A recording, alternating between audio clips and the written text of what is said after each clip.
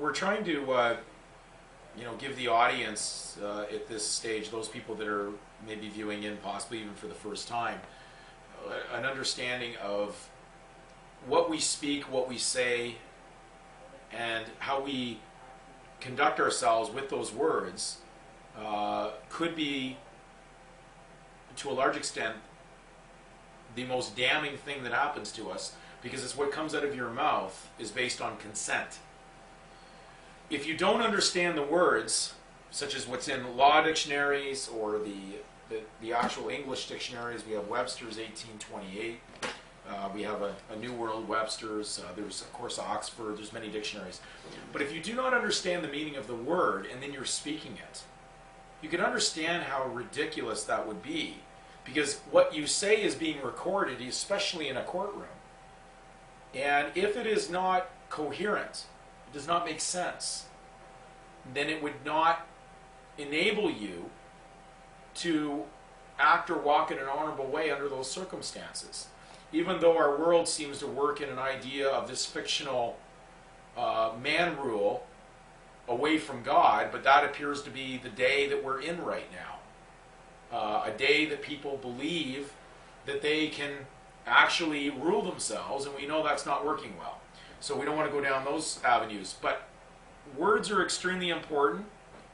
Remember, words contain letters. Letters are like a message. And if you do not know what each letter means, you may not know what the word means. But in simplicity, if you don't even understand what the word compiled with the letters mean, and then you start speaking these things, which is what happens all day long, go to any courtroom and see the confusion going on there more than not. Even the lawyers themselves more than not don't even know what they're saying anymore, because they do not have the knowledge as lawyers did in the past. In fact, they were actually even referred to as grammarians. Gram being weight, mar being hindrance. So you can imagine that words could have quite a hindrance on someone if they did not use them properly. So in this video, I'm just going to point to a couple key things that would be good for people to do. I'm not trying to make your life turn into a library journey. I'd rather it just that you find a couple key books that may help you out to improve on your understanding and your knowledge of words, your comprehension. Because if you comprehend up here and in here truth from a word, then you'll use it properly, and that will at least enable you to lay a foundation when you're in any circumstance. Better to say the least well than to say many words improperly. So again, simple. You can usually find a lot of dictionaries thrown out. Most of the dictionaries that I've ever come across have been generally found in used bookstores, community throwaway, recycle-like stores that would usually find books for less than $1 or $1 or 3 for $1. So I found many, many dictionaries, large size, way larger than this, even thicker than this, for $1. So do not feel you have to go and buy a brand new one, though I'm not trying to step into the world of commerce here, recommending an actual format to go make money for some particular bookstore in general. I'm just saying that you can find inexpensive ways to improve your knowledge. So off the top, one would be just a simple dictionary. Try to find something thick. Do not find it, don't try to look for those little condensed dictionaries. I find generally in the smaller condensed dictionaries that are modern, more in the last 25 or 30 years, there is usually such a condensed use of the word that it does not give the broad overview of the word. Therefore, it will possibly lead you to a very narrow usage that seems to be done by the masses for convenience, and it doesn't mean it is the real, complete, accurate use of the word or what it originally meant. So I would far more go to a larger dictionary such as this. So here's a New World Dictionary, Webster's. There's also, I've used this recently, the Noah Webster's 1828. Tends to have a lot more biblical quotes in it. There's Oxford's, they have a complete set. You may be fortunate enough to find someone who's just throwing them out, and you'll find if you look and you seek for this, you'll generally get them for pennies on the dollar. So you don't have to go out there to go into great debt to actually find a selection of decent dictionaries. Smaller dictionaries that are from the past, like something 1930s, 1940s, you'll find that those smaller condensed dictionaries will have a lot more direct pointed meanings to the words. So you can find at times in a smaller one, but generally it's based on the timing and the age of that dictionary. The modern ones I find are, to me, not of any value. So I would generally not be carrying around a small condensed version of any of those mainstream titled dictionaries. One thing, if you're going into research into the Bible, then I'd be going to a Strong's Concordance. They're fairly inexpensive. There's a Strong's Exhaustive. Again, there's many sources to find these things, depending on where you're looking. If you can't find them at a used bookstore, then generally you probably will find them through some of the Christian bookstore sites that may be able to bring you to that at a fairly inexpensive price. Again, I'm not here really promoting anyone in particular. I'm just saying that there are some Christian bookstore sources that are actually quite inexpensive, and you'll find them a lot of times half or a third less than the price of what you'd find in a mainstream bookstore. A good example of that, tell them about our friend who just informed us that this set of 6-volume Matthew Henry commentaries on the Bible is on sale at one of these Christian bookstore websites. There's a Christian bookstore's website that actually has the Matthew Henry commentary. We found them as low as $29.95 for a 6-volume set, so you'll actually receive 6 volumes. It's the earliest commentary on the King James Bible. I'm not trying to promote an idea that someone is more to be read than the Bible. I'm just saying that when you're looking back 300 years ago or more, people had more of a command and a knowledge of the Bible than I believe people do today. And as language has been almost dumbed down over the last several centuries, we now have a less understanding of words because we use words like smart. We use words like job, but we don't know what they mean.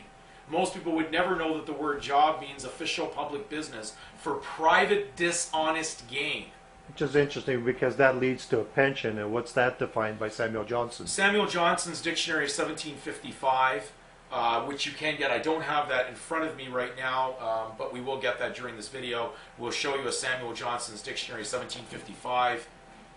Mark, if you actually just look in the case that's in the other room, you'll find that. But the Samuel Johnson's Dictionary 1755, there is a first edition that is out there, but it's quite expensive. Most people won't find an original because the price tag on it, from what I've checked, is usually upwards of $20,000 or more.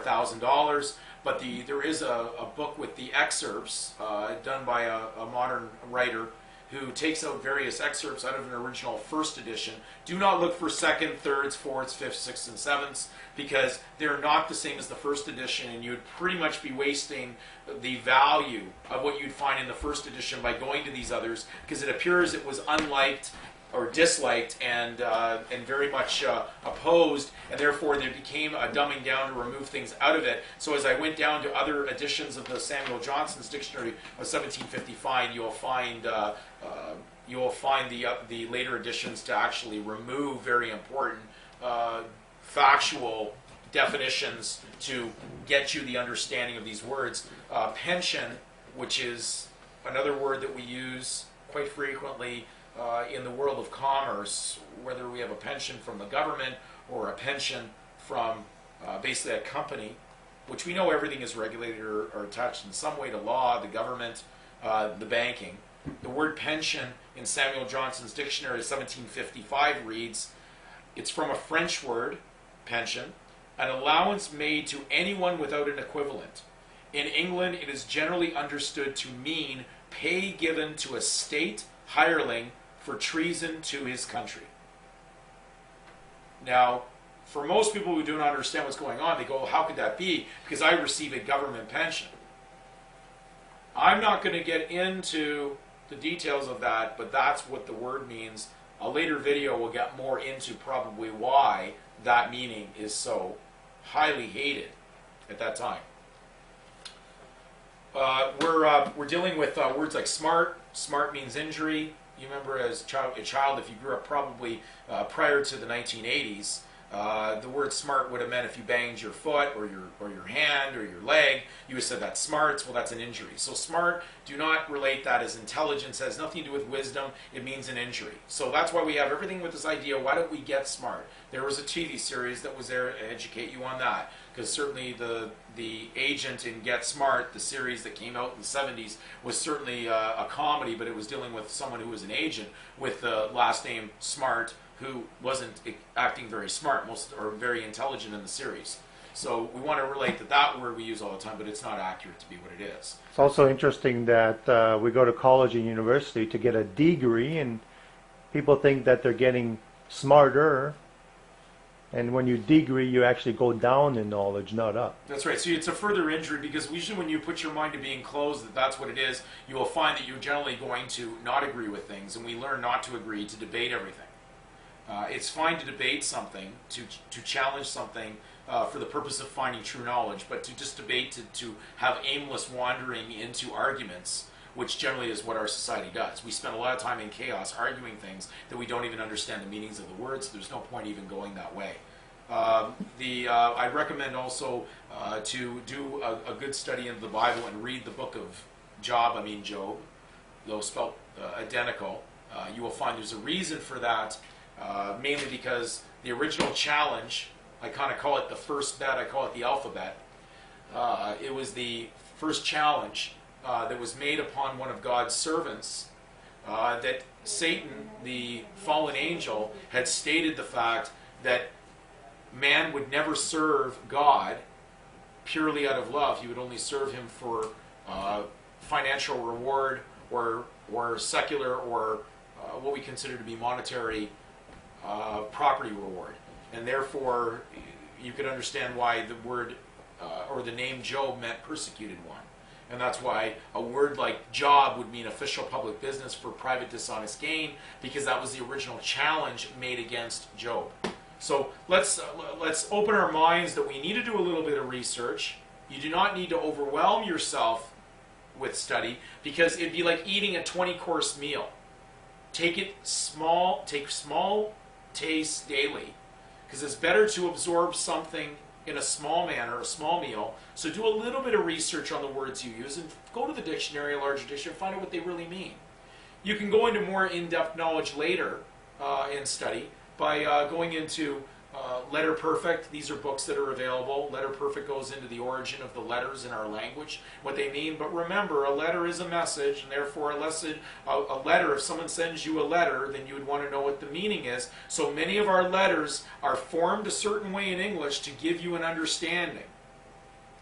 And certain letters represent a certain meaning every time. So when you combine all the letters together, then you have an understanding of the word. And I'm finding that people have never thought that, have no understanding of that. They do not even understand that the English language belongs to England. Therefore, whoever is basically using the English language is using something that belongs to that government. And therefore, England owns English. But if you didn't look at the earlier understanding of that word, you would never know that. So it is someone's intellectual property. And it is a debtor's language because it borrows many letters from other languages. So it refers to itself as being a debtor's language. So when we use it, and society in general uses the English language worldwide, it's used for entertainment and commerce, you can understand why that would be a debtor's language, because this world is highly in debt right now. So every time you fill out a form, you are filling out a form as a debtor. There is no other way to look at that. There is no possible way you could ever breach that. You do not own the language. You're not the inventor. You do not have a position other than a debtor involved with it, whether you speak it or whether you fill out forms with it.